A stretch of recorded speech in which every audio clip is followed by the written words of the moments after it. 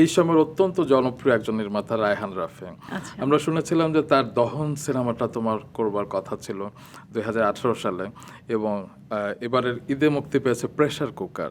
সেই সিনেমার অফারও তোমার কাছে গিয়েছিল, তুমি তো করনি। একটা করিনি আর একটা হয়নি। আচ্ছা।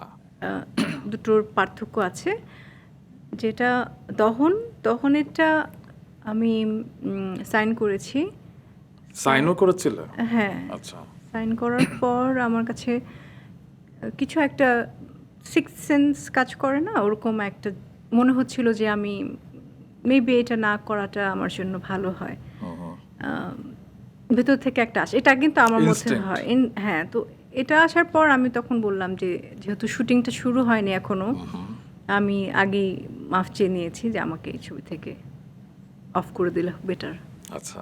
আমি এভাবে মানে ওনাদের কোনো কিছু না, আমার সাইড থেকে আমি নিজেই সরে এসেছি।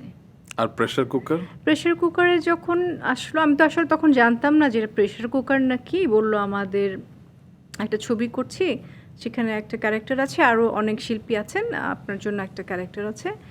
তো যেই টাইমটাই বলেছে ওই টাইমটা আমার উমরায় যাওয়ার কথা। তো আমি বলেছি আমি উমরা থেকে এই সময় আসবো, আপনি যদি আমাকেই চান ডেট পিছাতে পারেন তাহলে আমি করে দিতে পারবো। উনি বললেন না, মানে ওনার ওই ডেটই লাগবে।